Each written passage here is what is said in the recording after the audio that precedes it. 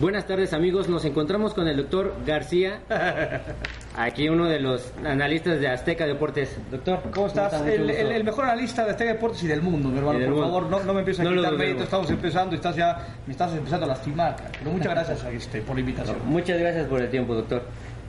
Bueno, empecemos. Bueno, sabemos que todos sabemos el gran jugador que usted fue. Bueno, la verdad yo no tuve oportunidad. Me tocó ya la salida. No habías nacido, dices en la realidad. Sí, pero lo que me cuentan, tengo aquí con nuestro productor, muchas personas que me han dicho que fue un gran jugador. Yo he tenido oportunidad de ver de usted jugadas y fue videos en Betamax, porque ya no alcancé el ahora en YouTube. Sí, en YouTube, claro, borrosas las imágenes. Cuénteme, doctor, ¿cómo fue el inicio de Luis García en el fútbol? ¿Qué lo animó a hacer? Pues mira, me gustaba el deporte, así inicié. Yo nadaba, ¿no? Estuve durante mucho tiempo nadando de forma profesional y también estaba jugando tenis a la par. Siempre me gustó mucho el deporte. No sabía cuál era mi vocación ni por dónde iría y si algún día llegaría a ser profesional, ¿no? Sencillamente yo disfrutaba mucho el tema del deporte. El problema con la natación y con el tenis era que eran deportes muy solitarios, ¿no? Yo hacía estas giras nacionales de ir a jugar a varias partes de la República y me divertía y competía y tuve cierto éxito tanto en la natación como en el tenis. En tenis acabé siendo campeón nacional a los 14 años de dobles, pero me encontré con un par de deportes solitarios, bien entendido el asunto, o sea, donde ibas y estabas tú solo en tu cuarto y en tus viajes y demás. Entonces pues se me empezó a cruzar el fútbol con mis primos y mis amigos y descubrí un deporte que aparte de competir y ser divertido y generarme cosas buenas, me daba la posibilidad de estar con 25, 30 tipos. Entonces me fui inclinando un poco más al aspecto del fútbol, dejé la natación y el tenis y me enfoqué un poquito más al fútbol. O sea que al principio no te enfocaste principalmente al deporte en el fútbol. O sea, no era tu me gustaba mucho el deporte. Jugaba en la escuela de básquetbol de 1,20 m y el tochito bandera que es, ¿no? Antes de entrar a la escuela y en los recreos. O sea, disfrutaba mucho hacer deporte y jugar deporte, el que fuera, ¿no? Era tu vida. Sí, jugaba las canicas, que no es deporte, pero o sea, disfrutaba mucho hacer ese tipo de actividades y de pronto ya, pues de forma medio tardía, a los 15 años es cuando se me abre la posibilidad de forma profesional, cuando Pumas me invita a jugar con su equipo, ¿no? Yo estuve durante mucho tiempo en Satélite, ahí me desarrollé, ahí estuve en la Liga Interclubes, en la Liga Satélite, y a los 15 años fui seleccionado para lo que fue el primer mundial en China, en 85. Un equipo de Satélite fue a jugar premundial, ¿no? Que estaba Inesa y Tecos y América y Cruz Azul, todos los equipos, y nuestro equipo de Satélite lo ganó, y de pronto vino este cambio abrupto al asunto de ser ya involucrarme en lo que es un equipo profesional. Y ahí dijiste, yo quiero ser profesional, de ahora en adelante, me voy a enfocar al fútbol. Pues sí, o sea, aquí de alguna forma de entrenar un par de veces a la semana, como lo hacía mi equipo de Satélite, pues automáticamente pasas a entrenar todos los días, ¿no? Tienes que modificar el tema de la escuela y empezar a estudiar en la tarde. O sea, de alguna forma sí cambian y modifican muchas de tus costumbres y de tus usos y costumbres. Y entonces sí te das cuenta, que estás en un tema mucho más cercano. O sea, ya estaba yo incluido en un equipo profesional. De eso a llegar a debutar y trascender no lo sabía, pero por supuesto que mis costumbres tuvieron que cambiar radicalmente, de entrenar un par de veces en Satélite a hacerlo durante toda la semana, ¿no? Sí, como tú lo comentas, varios factores que tienen que cambiar, aparte de que vas a ser profesional, que la escuela, porque tú me entiendes, ¿no? La alimentación también, eso también cambia radicalmente. ¿Cómo fue esa transición antes de debutar? ¿Cómo fue ese desarrollo de voy a formarme profesionalmente, jugar con varios equipos profesionales? Pero ¿cuándo fue el momento clave antes de debutar? Estamos hablando un mes antes de que tú debutaras. A mí esa transición me costó mucho trabajo. Las cargas de trabajo eran mucho más intensas, mi cuerpo me dolía mucho más, yo no estaba acostumbrado a trabajar tantas horas y diario. Entonces, por supuesto, empezaba a tener dolores musculares que yo no conocía.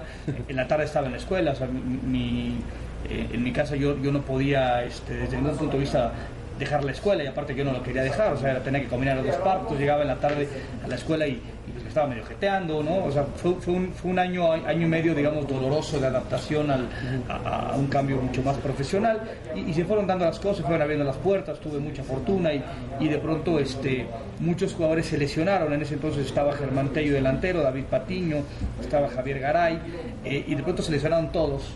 entonces solo quedaba, ¿no?, un chavito que estaba yo en la reserva profesional y dije, pues aviéntate este tipo, es el único delantero que tenemos porque todos están lastimados. O sea, fue un tema muy circunstancial mi acceso a la primera división. Empecé a entrenar y estuve 2 o 3 semanas e inmediatamente debuté. Así fue mi inicio. Fue muy rápido, ¿no?, muy difícil de asimilar, ¿no? Estaba yo muy chamaco, tenía 17 años, entonces son cosas que tú no entiendes que suceden, son cosas fantásticas y maravillosas y muy bondadosas, pero son tan rápidas que a veces cuesta un poco asimilarlas, ¿no?, e intentar de alguna forma pues darle salida. O sea, fueron 2 años de que te invitaron a jugar en Pumas y pasaron 2 años y ya debutaste. Sí, yo llegué a los 15 años, sí, con Bora Milutinovic. Él era el encargado de la selección mayor y encargado de las selecciones menores. Él tenía una gran liga con Pumas, fue entrenador de Pumas durante muchos años, y él le dijo a Miguel Mejía, pues ahí hay un chavo que puede ser, que tiene las características para jugar en Pumas.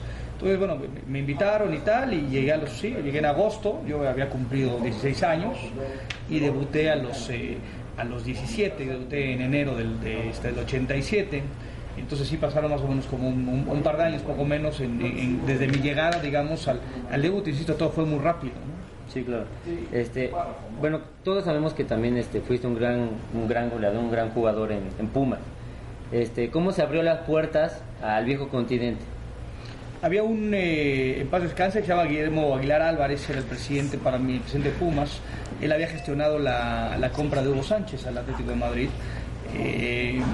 y luego él mismo gestionó, porque en ese entonces, y actualmente no sé cómo esté la situación, pero en ese entonces no se permitían, por ser rivales de la ciudad, la venta directa entre el Atlético de Madrid y el Real Madrid. Entonces, cuando Hugo Sánchez pasa del Atlético de Madrid al Real Madrid, tiene que volver a caer a Pumas, y para volver a ir al Real Madrid. Y se hace una gestión que otra vez tiene que ver mucho Aguilar Álvarez. Entonces, Aguilar Álvarez es el presidente, que para mí ha sido el mejor presidente que tiene el fútbol mexicano, no solo de Pumas. Tenía muy buenos contactos en Europa y sabe perfectamente cómo era el tema en Europa. Yo al primer año vino un equipo, la Real Sociedad, y me quiere llevar, y él me dice, no estás preparado, ¿no? Apenas llevas 1 año siendo titular, no tienes chance todavía de competir en Europa.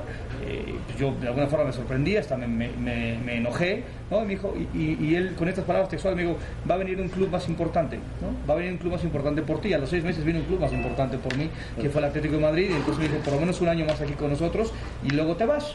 Y al final tenía razón, era un tipo, para que madurara, era un tipo, ¿no?, sabio, sí, para que jugara un poco más. Insisto, era yo un chamaco que todo me había llegado muy rápido, no había tenido cosas malas en mi ascenso en la primera división, entonces necesitaba yo de alguna forma de algunas amarguras, y esta fue una de ellas, y por eso fue, ¿no? Porque, insisto, Guillermo Aguilar tenía un gran conocimiento del fútbol mexicano y del fútbol europeo, tenía los contactos con la gente en Europa, principalmente con la gente del Atlético de Madrid, y así se dio mi contratación. Cuando llegaste al Atlético de Madrid, la semana pasada se comentaba que Carlos Vela iba por tu récord. Sí. Como el año pasado lo hizo Chicharito, que te empató en los goles, 19 goles. Sí, ya me rebasó. ¿Cómo fue? Me imagino que fue una experiencia extraordinaria llegar a tu primera liga y ser un goleador nato, un mexicano que llegó a Europa para quedarse. Y marcar 20 goles en ese. Sí, fue un año muy bueno. Insisto, yo en mi carrera futbolística tuve la fortuna de estar en el momento adecuado, ¿no?, con la gente adecuada, en la mayoría de las ocasiones, en la mayoría de los clubes en los que estuve, y ahí llegué yo a un grupo de jóvenes de mi edad, ¿no? Yo llegué con 22 años, muchos de los que habían ganado la medalla de oro en los Juegos Olímpicos de Barcelona 92, yo llegué en 92 exactamente, a mediados de 92, había 4 o 5 jugadores titulares de esa selección española, y me tocó jugar con ellos, y entonces pues, me abrazaron, ¿no?, me ayudaron. Estaba Luis Aragonés, el que fue campeón con España de Europa hace algunos ayeres, en 2008, un entrenador increíble. Estaba Schuster, estaba Donato, estaba Futre, ¿no?, estaba Manolo, hablando de los grandes, estaba Tomás, estaba Abel. Tenemos un equipo increíble, ¿no?, aunado de un grupo joven. Entonces, insisto, fui muy afortunado porque llegué a un grupo totalmente armado, ¿no? Entonces, pues entré y lo único que hice fue no desentonar, ¿no? Entonces el equipo jugaba bien, el equipo era muy ofensivo, llegamos hasta la semifinal de la Recopa contra el Parma, había ganado la Copa del Rey el año anterior el equipo del Atlético en cancha en el Santiago Bernabéu contra el Real Madrid. Insisto, era un equipo perfectamente bien ensamblado. Entonces cuando llego yo las cosas rodaron de forma adecuada porque tenía que ser así, era un equipo muy bueno, ¿no? O sea, fue el momento, o sea, fue la inercia de la naturaleza de que tú llegaste y fue esa transición buena que tus compañeros, como tú me comentas, de que te acogieron, te hicieron sentir en el equipo, fueron que las cosas fueron caminando así. Y en el 94 fue que te llamaron. ¿Cómo te sentiste tú cuando fue el primer llamado a la selección mexicana? El primer llamado a la selección mexicana fue en 91, fue mucho antes de viajar a España. Fue una selección B. La tenía La Puente, viajó a Argentina a jugar un partido contra Argentina. Y había un compromiso el mismo día o al otro día en Costa Rica. Entonces llevó a la selección B, ¿no? Que era una selección mucho más local, mucho más de jóvenes. Entonces ahí fue donde debuté, jugué, no sé, media hora, 40 minutos, no la agarré ni con las manos, pero ese fue mi debut, por ahí de principios del 91 fue mi debut con selección nacional. Y vuelvo al mismo tema, o sea, todo fue muy rápido, de pronto te das cuenta que tienes cosas muy buenas, que es que por la edad y por la rapidez y por la vorágine de emociones es sumamente complicado entender. Entonces hoy, después de muchos años, pues vas asimilando y vas, ¿no?, diciendo esto fue bueno y esto malo, pero ahí cuando estaba yo metido y era tanta vorágine, era muy complejo de poder aterrizar mis emociones y lo que estaba pasando. Me llamaron, insisto, fue 91, yo debuté en 87, tenía otra vez 21 años y ya estaba yo en la selección nacional, ¿no? Sí, claro. A tan a corta edad en la selección mexicana, ya vámonos un poquito más a estos años, a tu experiencia de lo que fue de jugador profesional, ¿cómo ves a los chavos que van, que ahorita ingresando a la selección? Yo creo que hoy la selección mexicana y los jóvenes que están ahí tienen una grandísima ventaja sobre nosotros, tienen muchos más partidos encima. Y me refiero a partidos encima de naturaleza internacional, y no importa si son sub-20, sub-17, Copa de Oro, o si son olimpiadas, todo ese tipo de cuestiones que nosotros no teníamos tanto, ¿no? Esa selección que fue magnífica de los 90, principios de los 90 y mediados de los 90, que fue base del equipo Universidad Nacional, era un equipo que tenía grandes condiciones, pero porque eran tipos sabios localmente hablando, ¿no? Jugadores que llevaban 8 o 10 años jugando en la primera división en México. Pero estos jóvenes me parece que tienen un respaldo en su maletita que llevan en la espalda, muchos más partidos internacionales que nosotros desde muy temprana edad. Eso a la larga funciona mucho mejor.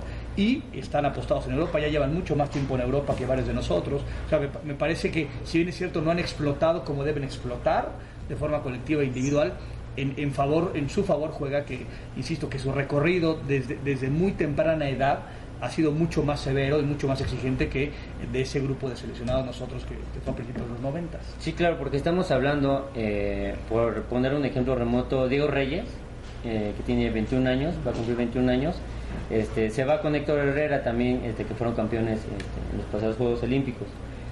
¿Cómo crees que vaya a ser su recorrido en estos dos jugadores que a temprana edad, como tú dices, les vaya a exigir tanto Europa? Porque no nada más hablamos de que sea la Liga de Portugal, que se van al Porto, o sea, porque también tienen que jugar, si le toca al Porto, no sé, jugar la Europa League, la Liga Portuguesa. Hace poco estuve con Radamel Falcao, él jugó en el Porto, fue figura. Sí, claro. Y le preguntamos, por supuesto, de estos dos chamacos, y él textualmente decía, es el mejor lugar para poder empezar a caminar en Europa, ¿no? Y se refería puntualmente al Porto, porque el Porto y el Benfica, ¿no?, y el Sporting de Lisboa es una liga endeble, ¿no? La portuguesa, con todo respeto y entendí el concepto, está en Europa, ¿no? Tiene otras posibilidades, estas que me mencionas tú, pero van a estar triunfando en su liga local, van a ser titulares, van a jugar. Entonces eso automáticamente, volvemos al mismo tema, o sea, sigues caminando en un jardín de rosas. Y cuando vengan ya las espinas, ¿no?, pues tú ya tienes de alguna forma un tema mucho más caminado. Creo que fue una grandísima decisión, que tanto Diego Reyes, que ya está comprado, el tema de Herrera está finiquitado, pero hay algunos flecos en el tema del contrato, porque parece que la cláusula fue muy grande, entonces todavía no está tan concretado como se menciona. El de Reyes está cincho. Me parece que fue una grandísima decisión el haber empezado por ahí, y te lo confirma un colombiano que hoy es uno de los mejores centros delanteros del mundo, en decir, yo viví en el Porto y me parece que es la puerta de entrada para Europa, así lo menciona. Sí, claro. Bueno, Luis, por último, ¿qué consejos tú le darías a esos jóvenes que están empezando el fútbol profesional, que es su sueño ser uno de los mejores jugadores de México, porque ese es el sueño de todos los jóvenes. ¿Tú qué consejo le darías para poder tener un inicio fructífico en el fútbol? Yo considero que no tengo la autoridad para darle consejos a nadie, ¿no? Se lo doy a mis hijos y no me hacen caso, entonces ya verás para los demás. A mí lo que me sirvió no es un consejo, yo podía hablar de lo que a mí me funcionó. Yo me divertí, a mí me gustaba el juego y durante muchos años, y hubo algunos pasajes donde no me divertía, pero logré durante mucho tiempo divertirme con el juego, ¿no? Y eso me parece que es elemental para cualquier circunstancia. Sí, es un modo de vida, existen exigencias importantes, hay una presión, hay una serie de intereses económicos, de muchas cuestiones que este juego lo rodea, pero sigue siendo un juego. Entonces yo me divertía y eso sería como... a mí me funcionó ese asunto y el tema escolar para mí es otro de los temas que van de la mano. Yo no entiendo aún a ningún joven en la actualidad que diga o estudio o trabajo, y estudio o trabajo puede ser trabajo de director general de banco, de barrendero, de dueño del mundo. O sea, el estudio y el trabajo van exactamente de la mano. Es más, me parece que no tengan que estar separados. Si trabajas y estudias en lo que tú me digas, y si juegas fútbol y estudias, automáticamente tu crecimiento va a ser exponencial. Esas eran las dos cosas que a mí me funcionaron: seguir estudiando mientras jugaba la pelota de forma profesional, ese es uno, y la otra es encontrar un divertimento en donde a veces parece ser que no existe el divertimento y que de pronto, desde que eres profesional, las exigencias son múltiples. Sí lo son, pero hay que rascarle para encontrar y saber, ¿no?, que en su esencia esto fue promovido por los ingleses como un simple tema de divertimento y de juego. Bueno, muchísimas gracias, Luis. Bueno, aquí las palabras del doctor García. Sabias palabras, güey. Los doctores siempre lastiman. Sabias palabras, me levanté de una cátedra, ¿no? Cuando tú vas a sacar 10, güey. O sea, no entrevistas a Rosique no te va a decir nada. Después de esto, Rosique no existe. Saludos. Bueno, póngale 10 a este güey, por favor. 10 para los dos. Gracias, Luis. Muchísimas gracias. Aquí, mi hermano. ¿Listo?